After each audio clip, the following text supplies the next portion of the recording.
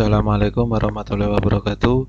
Bertemu lagi di channel Aryadin. Kali ini saya akan membagikan soal dan pembahasan Situational Judgment Test atau SJT pada PPG, yaitu part 1. Soal yang pertama, Pak Iwan, seorang guru, telah mengamati bahwa beberapa siswanya mengalami kesulitan dalam memahami konsep-konsep kimia yang diajarkan. Ia ingin menggunakan hasil asesmen untuk memperbaiki strategi pembelajaran di kelasnya. Metode asesmen mana yang paling efektif untuk tujuan ini?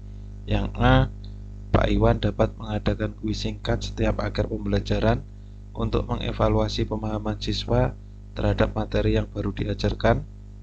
Yang B, Pak Iwan membuat proyek kelompok sebagai asesmen, di mana setiap kelompok harus menyajikan topik kimia tertentu dan mendiskusikannya dengan kelas.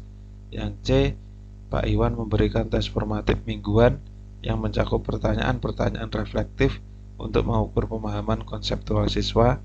Yang D, Pak Iwan memanfaatkan tes standar nasional yang telah ada sebagai alat ukur kemajuan siswa dan menyesuaikan pembelajaran berdasarkan hasil tes tersebut. Ini jawabannya adalah yang C, pembahasannya tes formatif mingguan. Tes formatif yang mencakup pertanyaan reflektif dapat memberikan wawasan mendalam tentang pemahaman konseptual siswa, memungkinkan Pak Iwan untuk menyesuaikan pendekatan mengajarnya secara lebih efektif. Dalam skenario ini, opsi tersebut adalah metode asesmen yang paling efektif untuk membantu Pak Iwan meningkatkan strategi pembelajaran di kelasnya, karena tes formatif dengan pertanyaan reflektif dapat memberikan umpan balik yang kaya tentang pemahaman siswa dan memfasilitasi penyesuaian strategi mengajar yang tepat. Soal nomor 2, Anda mengajar di kelas yang beragam, termasuk beberapa siswa yang bahasa ibunya bukan bahasa Indonesia. Jadi yang kebanyakan bukan bahasa Indonesia ini ya. Salah satu siswa yang berbahasa ibu lain tampak kesulitan memahami instruksi dan materi pelajaran yang disampaikan dalam bahasa Indonesia. Bagaimana Anda akan menangani situasi ini untuk memastikan bahwa siswa tersebut bisa mengikuti pelajaran dengan baik? Yang A, Anda terus mengajar seperti biasa, berharap siswa tersebut akan menyesuaikan diri seiring waktu. Yang B, Anda menggunakan alat bantu visual yang lebih banyak serta menggabungkan beberapa instruksi dalam bahasa ibu siswa tersebut. Yang C, Anda meminta siswa lain yang fasih dalam kedua bahasa untuk membantu menerjemahkan instruksi dan materi pelajaran untuk siswa tersebut. Yang D, Anda mengadakan sesi tambahan khusus untuk siswa tersebut untuk membantu mereka memahami materi dalam bahasa Indonesia. Jawabannya adalah yang B, yaitu opsi alat bantu visual dan bahasa ibu. Ini adalah pendekatan inklusif yang memanfaatkan berbagai metode pengajaran untuk memenuhi kebutuhan siswa. Penggunaan bahasa ibu siswa bahkan secara terbatas menunjukkan empati dan upaya untuk melibatkan mereka. Soal nomor 3, Bu Ira, seorang guru bahasa Inggris di SMP Harapan Bangsa, menyadari bahwa beberapa muridnya mengalami kesulitan dalam mengikuti pelajaran, khususnya dalam keterampilan berbicara dan mendengarkan. Dia ingin memanfaatkan asesmen sebagai alat untuk memperbaiki metode pengajaran dan meningkatkan keterampilan komunikasi siswa. Metode asesmen mana yang paling efektif untuk mencapai tujuan ini? Yang A, Bu Ira menugaskan siswa untuk merekam video diri mereka sendiri sedang berbicara tentang topik yang telah dipelajari dan menilainya berdasarkan kriteria yang jelas. Yang B, Bu Ira menggunakan tes pilihan ganda reguler untuk menilai pemahaman siswa tentang kosakata dan tata bahasa yang telah diajarkan. Yang C, Bu Ira mengadakan role play di kelas di mana siswa harus berinteraksi menggunakan bahasa Inggris dan dinilai berdasarkan kemampuan komunikasi mereka. Yang D, Bu Ira memberikan tugas IC yang harus ditulis siswa di rumah untuk mengevaluasi kemampuan menulis dan pemahaman mereka. Di sini pembahasannya adalah yang A, pembahasannya video pribadi. Merekam video diri sendiri memungkinkan siswa untuk berlatih berbicara dan memberikan kesempatan kepada Bu Ira untuk menilai kemampuan berbicara setiap siswa secara individual. Ini mendukung pengembangan keterampilan berbicara dan mendengarkan secara efektif. Soal nomor 4, Anda mengajar di sebuah kelas dan saat sesi tanya jawab, seorang siswa dengan percaya diri memberikan jawaban yang kurang tepat.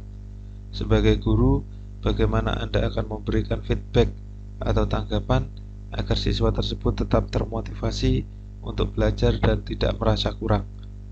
Yang A, Anda langsung mengoreksi jawaban siswa dan memberikan jawaban yang benar. Yang B, Anda memuji usaha siswa tersebut dalam berpartisipasi, lalu memberikan arahan atau petunjuk agar siswa tersebut bisa mendekati jawaban yang benar. Yang C, Anda mengabaikan jawaban siswa dan meminta siswa lain untuk memberikan jawaban yang benar. Yang D, Anda menanyakan alasan mengapa siswa tersebut memberikan jawaban tersebut dan mendiskusikannya bersama kelas. Jawabannya adalah yang B. Untuk pembahasannya memuji dan memberikan arah. Memuji usaha siswa sebelum mengoreksi mereka adalah pendekatan yang positif dan konstruktif. Jadi pendekatannya membangun ini ya. Ini membantu mempertahankan rasa percaya diri siswa dan mendorong mereka untuk berpartisipasi. Nomor 5, selama diskusi di kelas, Anda memberikan pertanyaan kompleks yang memerlukan pemikiran mendalam. Salah satu siswa Anda yang biasa aktif memberikan jawaban yang jauh dari ekspektasi. Anda dapat melihat dan mengekspresinya bahwa dia merasa tidak yakin dengan jawabannya. Bagaimana Anda akan menanggapi situasi ini untuk memastikan dia tetap percaya diri dan berpartisipasi aktif di kelas? Yang A, Anda memberikan pujian atas usaha untuk menjawab dan kemudian meminta pendapat siswa lain untuk memberikan perspektif tambahan. Yang B, Anda membiarkan jawabannya tanpa komentar dan beralih ke pertanyaan selanjutnya. Yang C, Anda memberikan koreksi langsung tentang jawabannya di depan kelas. Yang D, Anda mengajukan pertanyaan tambahan yang berhubungan dengan jawabannya untuk membimbingnya ke arah yang benar. Ini jawabannya adalah yang D, pertanyaan dan pertanyaan tambahan. Ini mengajukan pertanyaan tambahan dapat membantu siswa merenungkan jawabannya dan datang ke kesimpulan yang benar sendiri yang akan meningkatkan pemahaman dan kepercayaan dirinya. Jadi dengan mengajukan pertanyaan tambahan itu akan meningkatkan pemahaman dan kepercayaan diri siswa. Soal nomor 6, Anda sebagai guru baru saja menemukan sumber materi pembelajaran yang akan sangat bermanfaat di internet. Materi tersebut cocok dengan kurikulum yang Anda ajarkan dan Anda yakin siswa akan mendapatkan manfaat besar darinya. Namun, Anda sedang mempertimbangkan untuk menggunakan materi tersebut tanpa memberikan pengakuan atau kredit kepada sumber aslinya. Bagaimana Anda akan bertindak dalam situasi ini? Yang A, Anda langsung menggunakan materi tersebut tanpa memberi kredit karena yang terpenting adalah siswa mendapat manfaat. Yang B, Anda memberi kredit pada sumber asli di dalam materi pembelajaran Anda walaupun siswa mungkin tidak memperhatikan. Yang C, Anda mencoba mengubah materi tersebut sedikit sehingga terlihat berbeda dan kemudian menggunakan tanpa memberi kredit. Yang D, Anda menghubungi pencipta atau penyedia materi tersebut untuk meminta izin penggunaan. Jawabannya adalah yang B, yaitu berikan kredit atau tanda atau pengakuan. Memberikan kredit adalah tindakan yang paling etis dan menghargai hak cipta. Ini juga mengajarkan siswa tentang pentingnya integritas akademik.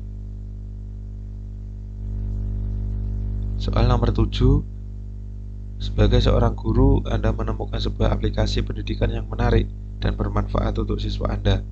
Aplikasi tersebut memang gratis, namun ada klausal dalam syarat dan ketentuan yang menyebutkan bahwa data pengguna mungkin dibagikan dengan pihak ketiga. Bagaimana Anda akan bertindak? A, Anda langsung menerapkan aplikasi tersebut untuk semua siswa tanpa membahas masalah privasi. Yang B, Anda memberitahu siswa dan orang tua tentang aplikasi dan potensi masalah privasi, meminta persetujuan mereka sebelum menggunakan. Yang C, Anda menggunakan aplikasi hanya untuk contoh di kelas, tetapi tidak mewajibkan siswa untuk mengunduh atau menggunakan aplikasi tersebut di perangkat pribadi mereka. D.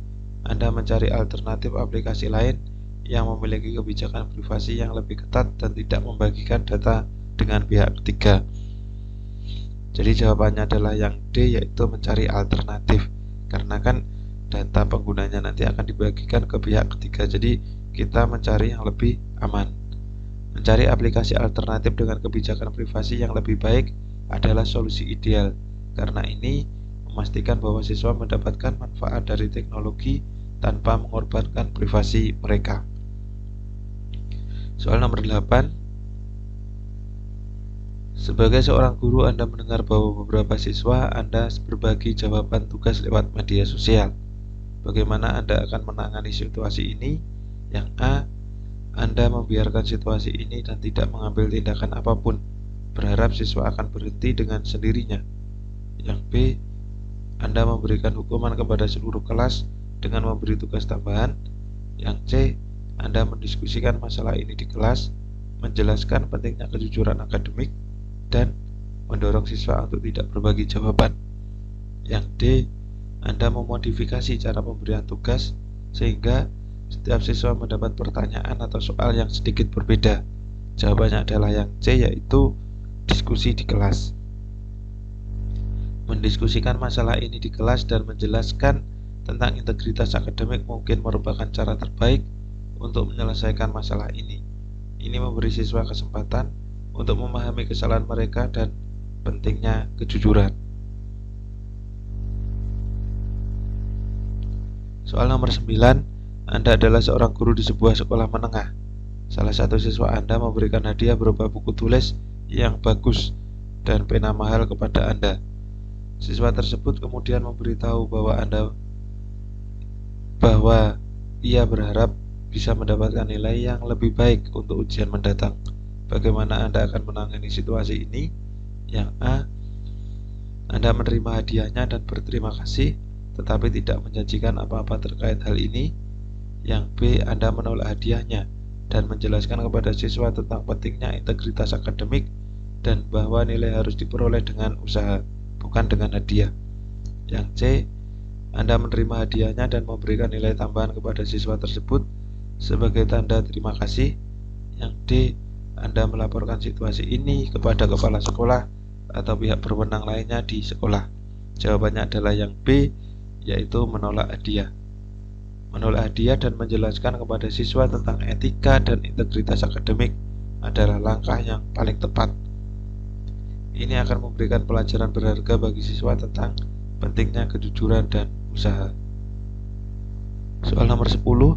Sebagai seorang guru, Anda menemukan bahwa salah satu siswa Anda seringkali terlihat lesu dan tidak fokus dalam pelajaran. Setelah berbicara dengannya, Anda mengetahui bahwa siswa tersebut seringkali terjaga hingga larut malam karena bermain video game. Bagaimana Anda menangani situasi ini? A. Anda menegur siswa tersebut dengan keras dan memintanya untuk berhenti bermain video game sepenuhnya. B. Anda mengajak siswa tersebut berdiskusi tentang pentingnya keseimbangan antara waktu bermain dan waktu belajar, serta memberikan saran tentang manajemen waktu. Yang C. Anda mengabaikan situasi tersebut, berpikir bahwa ini adalah tanggung jawab orang tua siswa. Yang D.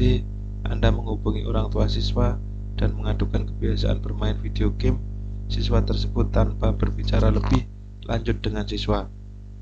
Jawabannya adalah yang B, yaitu mengajak siswa untuk berdiskusi dan memberikan saran adalah pendekatan yang paling konstruktif, yang paling membangun. Ini memungkinkan guru untuk memahami perspektif siswa dan memberikan bimbingan tanpa harus memberikan tekanan. Demikian tadi pembahasan soal PPG SJT. Ada kurang lebihnya mohon maaf. Jangan lupa subscribe channel ini. Saya akhiri, wassalamualaikum warahmatullahi wabarakatuh.